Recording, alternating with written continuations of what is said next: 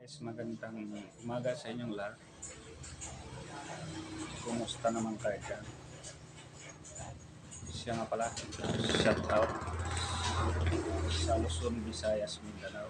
Mabuhay tayo. At ito guys, mayroon naman tayong bagong nahanting. Mga chat, daang-daang taon nang nakalipas.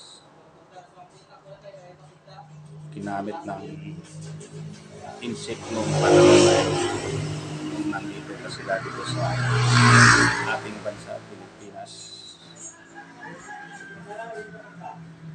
Ginagamit nila ng limahong. At ito guys, umpisa na natin. Asya nga pala, bago tayo magsimula, huwag niyong kalimutan mag-subscribe para lagi tayong updated sa susunod kong video. Maraming salamat. At ito guys, umpisa na natin ang ating mga nabili ng koleksyon.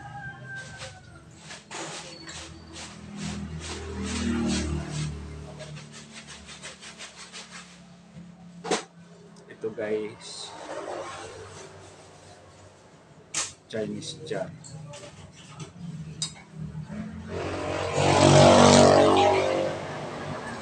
Antik na rin po siya guys. Pag mga ganitong klaseng jars guys, talaga hindi. Pag mga ganito na malit ang bunga tapos matinda, daang-daang taong nakaraan, yun po ay hindi po pinatanggihan.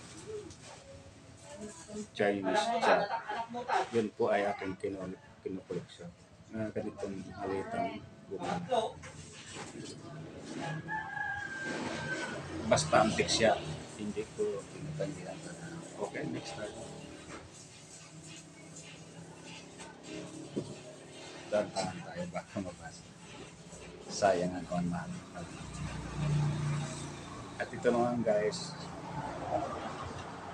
banga siya. Nakikita nyo guys yung pagkagawa niya, hindi siya perfect. Tabingi yung bunga, hindi siya perfect.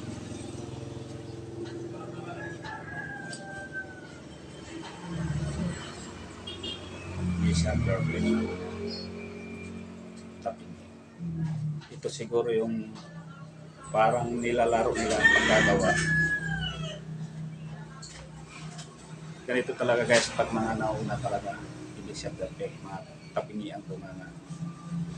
Ito guys, dandang taon na rin ang nakalipas. Pag ganitong klaseng banga guys, talagang binibili ko 5,000 pesos. Basta antik siya. Basta ganito na tabingi ang bunganga. Ang kikita niyo guys, tabingi ang bunganga. Tapos makintab. Yun po ay aking binibili. At saka bukod doon, itim na itim yung kulay niya. Kahit may pingas siya ang konti, talagang itim na itim. Pagka pula ang manok niya guys, pag may napingasan ako kung medyo pula, yun po ay aking pinapanggihan. Yung mga ganito klase yan. Kaya hindi ko talaga pinakawalan. 5,000 pesos ang isa. Basta tabingin. Nakikita nyo sa mga tabingin. Itong pinakamahal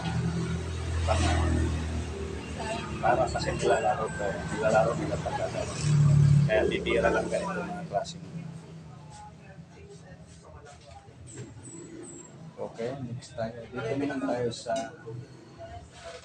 jar na ginamit noong panahon na pumunta si Limahong dito sa ating bansa, Pilipinas.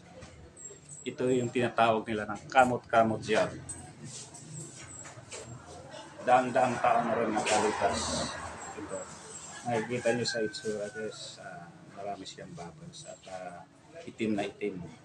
At saka bukod doon, makintab siya. Makita yung pingis guys, sobrang itim.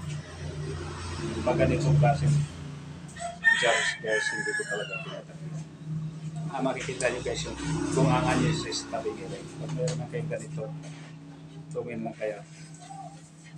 Baka pwede ko kayo puntahan kung malapit kayo dito sa aking lugar, Sual, Pangasinan. pwede pa yung puntahan. Basta antik. Uh, basta antik na tinatawag na kamot-kamot gel.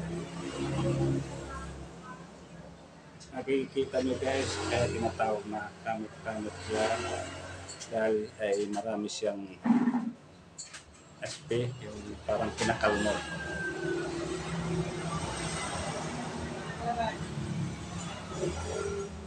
At saka bukod doon, pag ganitong klaseng gel guys, yung gamit ng mga ensign nung panahon na ay sila pumunta dito sa Pilipinas. Talagang parang nilalaro nila pagkagawa. Nakikita nyo sa kumahan guys, tabi niya, hindi siya perfect. Sa kabukod doon, makita, dami, marami siyang dami. So, daang-daang tama rin nakalipos ito. Itim na itim, kahit may pinga siyang konti talagang itim na itim. Kita yung tsura, may pingas ko. Itim na itim. Saka hindi siya perfect pagkagawa. Tabingi. Yung mga ganitong klaseng jars guys talaga hindi ko. Basta tabingi ang nga yun po ay akong binibili na matasan talaga. Tulad dito guys, malaki siya tapos tabingian ko nga hindi siya perfect pagkagawa. Yun po ay binibili ko ng 9,500 pesos. Depende sa kondisyon. Basta antik. Basta tabingian ko nga. Kung mayroon man kayong ganito klase jars guys, kung na kayo. Basta tabingian ko nga. Baka sakaling malapot kayo sa akin dito, pwede kayong pumunta. Pwede na pumunta sa lugar nila. Ito yung ginamit nila mga insik nung panahon pumunta dito sa Pilipinas. Yes. Ang pinaka-leader niya is limahong Chinese limahong. Kamot-kamot siya. Nakikita nyo marami na siya. Kaya tinatawag na kamot-kamot siya.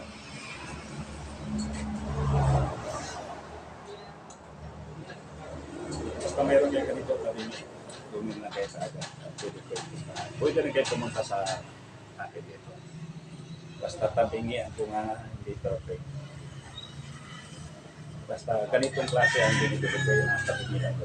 Kasi itong tinatawag na rare siya. Kasi nga parang nilalako nila pagkagawa. Tabingi yan. Okay, natapos naman ang ating video.